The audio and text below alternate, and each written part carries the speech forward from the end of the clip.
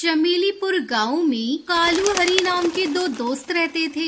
दोनों रोजाना शाम को पार्क में मिला करते थे। यार इतनी गर्मी बढ़ रही है, काश बारिश हो जाए, थोड़ी गर्मी कम हो जाएगी। हम दोनों अपनी अपनी जिंदगी में कितने अकेले हैं। हमारी कोई गर्लफ्रेंड नहीं है। सावन आता है तो हम अपनी गर्लफ्रेंड के साथ नाचते, कितना मजा आता। हमारे गांव की सभी चढ़ैयों की शादी हो चुकी है, केवल हम ही ऐसे हैं, हमारी शादी अभी तक नहीं हुई है। उधर भूतिया देश के समुन्द्र में रहने वाली भूतिया चिड़िया की आत्मा जंगल में जाने का प्लान बना रही थी। सुनो, हम लोग जादुई कालीन से जंगल में जाएंगे और भूतिया सरदार ने हमें ऐसी शक्ति दी है कि हम 1 महीने वहाँ रुक सकते हैं बिना समुद्र के पानी के। हम लोग खूब मजे करेंगे। उधर कालू हरी के गांव में बारिश होने वाली थी। चलो दोस्त, हम नदी के पास चलते हैं, वहाँ बहुत मजा आएगा, ठंडी ठंडी हवाओं में, और बारिश का मजा लेते हैं। दोनों नदी के पास जाते हैं और जाकर बारिश में नहाने लगते हैं। तभी भूतिया टूनी चिड़िया की आत्मा अपनी सहेलियों के साथ जादुई कालीन पे उड़कर वहाँ आती है। सुनो, पृथ्वी पर बारिश होने की वजह से हमारा कालीन भीग चुका है। हम पृथ्वी पर लैंड नहीं कर सकते, हमें यहीं से पृथ्वी पर कूदना होगा। दोनों बारिश का मजा ले रही होते हैं कि तभी ऊपर से ढेर सारी भूतिया चिड़िया की आत्मा उनके गांव में गिरती है। लगता है हमारे गांव में भूतिया चिड़िया की आत्मा की बारिश हो रही है। हे भगवान, मुझे भी एक चिड़िया दे दो। कालू अपना पंख फैला लेता है कि तभी उसकी गोद में एक भूतिया टूनी चिड़िया की आत्मा आकर गिरती है। मुझे कैच करने के लिए थैंक यू। मेरा नाम टोनी है। हम भूतिया देश से यहाँ घूमने आए हैं। ये देखकर वो दोनों बहुत खुश हो जाते हैं। दोनों भूतिया चिड़िया की आत्मा को लेकर अपने अपने घर जाते हैं। अगले दिन वो दोनों पार्क में मिलते हैं।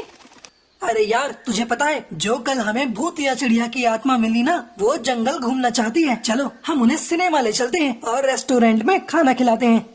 लेकिन कैसे लेकर घूमेंगे? वो तो भूतिया चिड़िया की आत्मा है, उन्हें देखकर तो पक्षी डर जाएंगे। लेकिन भूतिया टूनी चिड़िया की आत्मा ने बताया था वो अपना रूप बदल सकती है। कालू हरी उन दोनों के साथ सिनेमा हॉल मूवी देखने जाते हैं और उसके बाद रेस्टोरेंट में खाना खाते हैं। दोनों भूतिया चिड़िया की आत्मा को जंगल घुमाते हैं। सभी बहुत मजे करते हैं। अरे कालू, रात हो चुकी है, चलो हम लोग अपने अपने घर चलते हैं। कल हम लोग फिर से मिलेंगे। एक दिन कालू जब सीढ़ियों से उतर रहा था तो उसका पैर फिसल जाता है और उसके सर पर चोट लग जाती है। तुम चिंता मत करो, हम भूतिया चिड़िया की आत्मा में बहुत शक्तियाँ होती हैं। अगर 2 दिन लगातार हम किसी का माथा छू ले तो उसकी कोई भी बीमारी ठीक हो सकती है। फिर भूतिया टूनी चिड़िया की आत्मा अगले 2 दिनों तक सुबह सवेरे उठकर कालू का माथा छूती। अगले 2 दिनों में उसका घाव भर जाता है। जब गांव वालों को ये बात पता लगती है कि भूतिया चिड़िया की आत्मा के माथे को छूने से बीमारियां ठीक हो जाती है, तो कालू हरी के घरों के बाहर लाइन लग जाती है। मैं 1 महीने से बहुत बीमार हूँ। अपनी भूतिया चिड़िया की आत्मा से कहो कि मेरा माथा छू ले और मेरी बीमारी को ठीक कर दे। हे भगवान, ये मैंने क्या आफत मोल ले ली। तुम चिंता मत करो, मैं सबको जादुई पानी पिला दूंगी। हमारे पास एक जादुई पानी होता है जिससे बीमारियां ठीक हो जाती हैं। भूतिया चिड़िया की आत्मा के दिए हुए पानी से गांव के सभी पक्षियों की बीमारियां ठीक हो जाती हैं। इस तरह 1 महीना बीत जाता है और दोनों भूतिया चिड़िया की आत्मा को लेने के लिए उनके सरदार आ जाते हैं। प्लीज भूतिया टूनी चिड़िया की आत्मा मत जाओ, तुम्हें यहाँ क्या परेशानी है? मुझसे शादी कर लो, हम लोग साथ साथ रहेंगे, पूरा जीवन बिताएंगे। अभी तो मुझे जाना ही पड़ेगा। मेरे माता पिता समुंदर में मेरे इंतजार कर रहे हैं। तुम चिंता मत करो, मैं दोबारा वापस जरूर आऊंगी। नहीं, समुंदर जाकर तो मुझे भूल जाओगी और कभी वापस नहीं आओगी।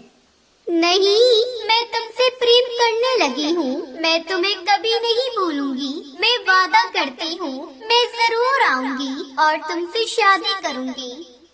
कालू हरी तोता अपनी अपनी भूतिया चिड़िया की आत्मा की दोस्त से विदाई लेते हैं और वो अपने भूतिया देश के समुंदर में चली जाती हैं।